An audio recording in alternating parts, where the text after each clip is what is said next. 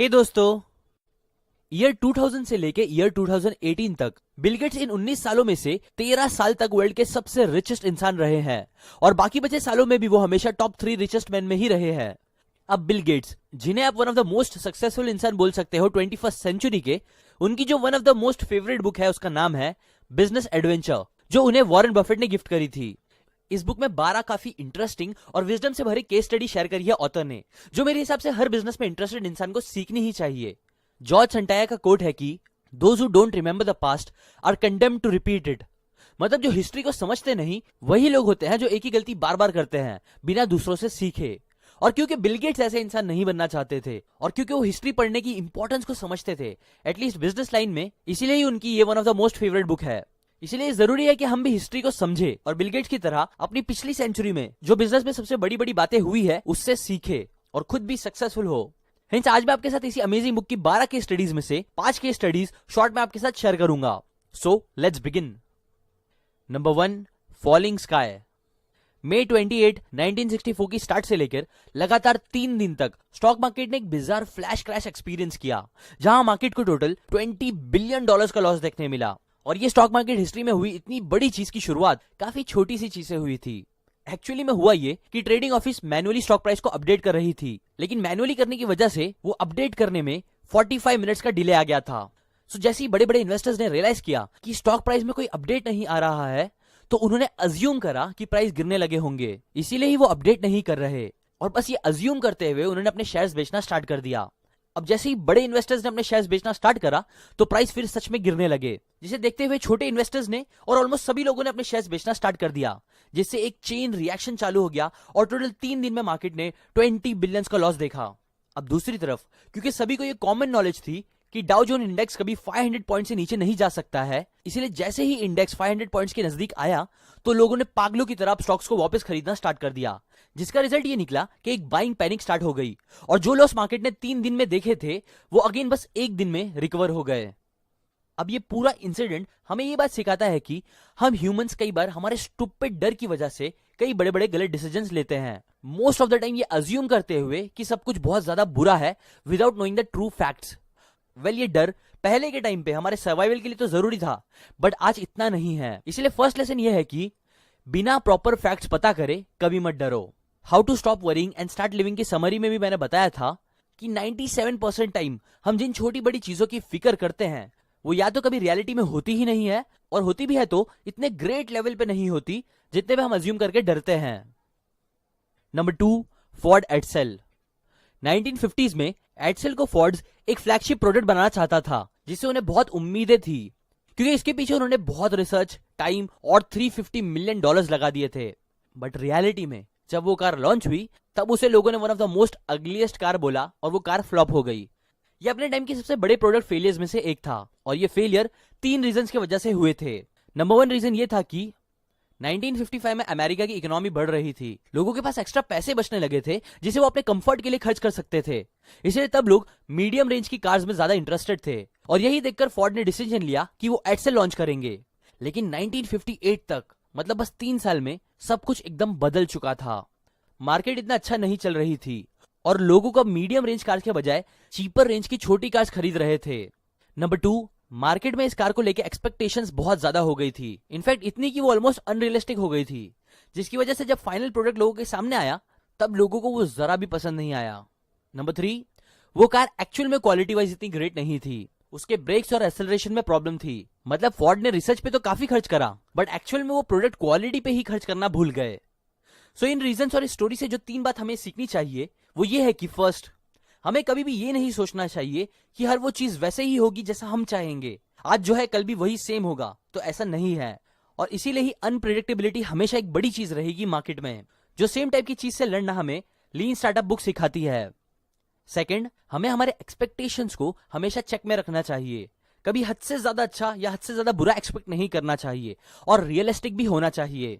Third, हमें research से ज्यादा एफर्ट्स प्रोडक्ट क्वालिटी पे देना चाहिए, जो अगेन कई बिजनेस बुक सिखाती है। Third case, पिगली विगली। पिगली विगली एक यूएस सुपरमार्केट कंपनी थी जिसने 1917 में सबसे पहले सेल्फ सर्विस का कॉन्सेप्ट मार्केट में लाया था और उसे पेटेंट भी कराया था। इनफैक्ट वो फर्स्ट सुपरमार्केट थी जिसने शॉपिंग कार्ट्स, प्राइस टैग्स लगाए थे हर आइटम्स पे और चेकआउट स्टैंड्स लगवाए थे।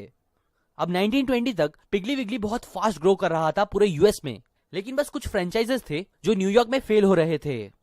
अब ये फेलियर्स को देखकर वॉल स्ट्रीट के कुछ इन्वेस्टर्स ने इस सिचुएशन का फायदा उठाना चाहा, एक बेयर रेड क्रिएट करके। बेयर रेड उसे बोलते हैं जब इन्वेस्टर्स किसी गिरते हुए स्टॉक प्राइस में इन्वेस्ट करके पैसे कमाता है, ये ट्राई करते हुए कि कैसे भी उस कंपनी के स्टॉक प्राइस और ज्यादा गिरने लग जाए। और ये करने के लिए ही उन्होंने क्लेम करा कि पूरी पिगली विगली फेल हो रही है बिकॉज न्यूयॉर्क में कुछ फ्रेंचाइज काम नहीं कर रहे, जो कि सच नहीं था। अब ये चीज देखने के बाद पिगली विगली के जो ओनर थे क्लैरेंस सॉन्डर्स, उन्हें बहुत गुस्सा आया। उन्होंने डिसाइड किया कि अब वो इन्वेस्टर्स को सबक सिखाएंगे, इसीलिए फिर उन्होंने अपनी कंपनी के 98% शेयर्स खुद ही खरीद लिए, जिससे कि उनकी स्टॉक प्राइस जो पहले $39 की थी वो सीधा चढ़कर $124 की हो गई, जिससे उन बेयर रेडर्स को बड़े लॉसेस देखने मिले और उनका सब कुछ बर्बाद हो गया। ऐसा क्लैरेंस को बस लगा, बट एक्चुअल में हुआ ये कि उन इन्वेस्टर्स ने NYSE को कन्विंस कर लिया कि वो उन्हें कुछ एक्सटेंशंस दे उनके पेमेंट्स देने के लिए। जबकि दूसरी तरफ इतना खर्च करने की वजह से सॉन्डर्स खुद एक बहुत बड़े लोन में फंस गए। सॉन्डर्स को काफी ज्यादा लॉस हुआ, जिसके बाद उन्होंने बैंकरप्सी डिक्लेयर कर दी। उनकी कंपनी पिगली विगली आज एक अननोन फ्रेंचाइज है जिसे शायद ही कोई जानता है। जबकि अगर उन्होंने अपने इमोशंस को कंट्रोल करा होता या अगर उनकी इन्फ्लुएंस स्टॉक मार्केट एक्सचेंज में ज्यादा होती तो माना जाता है कि आज पिगली विगली वॉलमार्ट की साइज की होती। इसीलिए लेसन थर्ड, लड़ना, स्पेशली बदला लेने के लिए कई बार आपको बर्बाद कर सकता है, हेंस उसका अवॉइड करना हमारे लिए अच्छा है। या फिर इतने इन्फ्लुएंसिंग और पावरफुल इंसान बनो कि आपसे कोई लड़ने की सोचे भी ना। Fourth case, xerox roller coaster. Xerox की स्टोरी को हम 3 स्टेज में देख सकते हैं। फर्स्ट, जब वो डेवलप और लॉन्च हुआ। पहले एक टाइम था जब फोटोकॉपी निकलवाने के लिए लोगों को मिमियोग्राफी नाम की मशीन यूज करना पड़ता था, जो करना ना तो इजी था ना सस्ता। लोगों को इसके लिए एक स्पेशल टाइप का बड़ा पेपर यूज करना पड़ता था और हीट सेंसिटिव पेपर्स यूज करने पड़ते थे फोटोकॉपी निकालने के लिए। और इतना ही नहीं, उस मशीन से निकले पेपर्स गीले होते थे। जबकि फिर 1938 में ज़ीरोग्राफी नाम के एक प्रोसेस में चेस्टर कार्लसन और उनके असिस्टेंट ने एक स्टैंडर्ड ऑफिस पेपर पे फोटोकॉपी निकाल के दिखा दी। इसके बाद उसी टेक्नोलॉजी को अराउंड $75 मिलियन, 13 साल का टाइम और एक इंस्टीट्यूट के साथ मिलकर उन्होंने इस टेक्नोलॉजी को और अच्छे से डेवलप किया। और ये सारी चीजों के बाद जब 1958 में ज़ेरॉक्स कंपनी के साथ मिलके उन्होंने अपना ये प्रोडक्ट लॉन्च किया, तब भी ज्यादातर लोगों को उम्मीद भी नहीं थी कि वो प्रोडक्ट काम भी करेगा। इनफैक्ट ज़ेरॉक्स के फाउंडर्स ने खुद अपनी फैमिली एंड फ्रेंड्स को उस कंपनी के शेयर्स खरीदने से मना कर दिया था। लेकिन इसके बाद जो हुआ उसने सबको शॉक में डाल दिया। ज़ेरॉक्स कंपनी ने बस 6 साल में अपनी रेवेन्यू को $500 मिलियन तक पहुंचा दिया था, क्योंकि हर साल पूरी अमेरिका के हजारों ऑफिसेज में लोग बिलियंस ऑफ कॉपी निकाल रहे थे ज़ेरॉक्स मशीन का यूज करके, जिसकी वजह से ज़ेरॉक्स अमेरिका की सबसे सक्सेसफुल कंपनीज में से एक बन गई। नाउ ये तो था फर्स्ट स्टेज।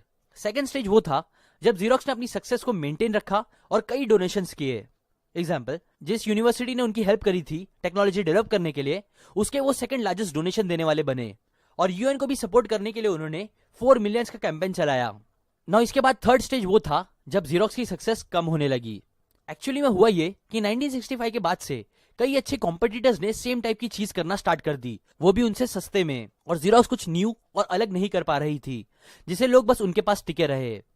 अब ये तीनों स्टेजेस से जो लेसन आप सीख सकते हो ये है कि ये याद रखो कि आपकी लाइफ और बिजनेस जर्नी भी रोलर कोस्टर की तरह ही होगी, जहां काफी अप्स एंड डाउन्स आएंगे। बट अगर आप मेहनत से टाइम देके कुछ यूजफुल टेक्नोलॉजी बनाओगे तो पक्का आप सक्सेसफुल भी बनोगे और दुनिया आपको याद भी रखेगी।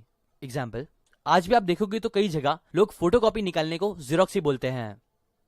Number 5, tax system. Warren Buffett दुनिया के सबसे अमीर इंसान में से एक है, लेकिन वो बोलते हैं कि उनका टैक्स रेट उनकी सेक्रेटरी से भी कम है। मतलब उनकी सेक्रेटरी जो उनसे बहुत बहुत कम पैसे कमाती है, वो अपनी इनकम का ज्यादा हिस्सा टैक्स में भरती है compare to Warren Buffett. Well, यही सच्चाई है टैक्स सिस्टम की। देखो, अमेरिका के एग्जाम्पल से समझे तो वहां 1913 में गवर्नमेंट ने इनकम टैक्स लेना स्टार्ट करा बिकॉज उन्हें पैसों की कमी महसूस हो रही थी। और ये स्टार्ट करते टाइम उनका एम ये था कि वो उनकी कंट्री के अमीर लोगों से ही पैसे लेंगे, वो भी थोड़े थोड़े। बट तब से आज में काफी डिफरेंस आ गया है, क्योंकि टैक्स रेट धीरे धीरे बढ़ते ही जा रहे हैं। बिकॉज पैसे की भूख आपको पता ही होगा कैसी होती है हर जगह। प्लस जहां एक टाइम पे अमीर लोग टारगेट थे, वहीं अब टैक्स का मेन टारगेट मिडिल क्लास लोग बन गए हैं। क्योंकि रिच लोग स्मार्ट निकले, उन्होंने टैक्स सिस्टम में काफी लूपहोल्स निकाल लिए अपने पैसे बचाने के लिए, जबकि मिडिल क्लास बस मेहनत करता है अपनी इनकम का एक बड़ा सा हिस्सा गवर्नमेंट को देते हुए। ये क्रूअल सिस्टम बन चुका है जिसमें मोस्टली मिडिल क्लास लोग ही पिस रहे हैं। अब इसका सोल्यूशन 2 चीज हो सकता है। पहला, टैक्स सिस्टम को बदला जाए कोई बेटर सिस्टम डेवलप या अडॉप्ट करके, जो सच में एक बहुत बड़ी और मुश्किल चीज है। जबकि दूसरा लेसन ये है कि हम खुद रिच लोगों की तरह सोचना स्टार्ट करें और सिस्टम के लूपहोल्स का फायदा उठाते हुए बिजनेस करें। और वो कैसे किया जा सकता है, ये रॉबर्ट कियोसाकी ने अपनी book rich dad poor dad में अच्छे से बताया है।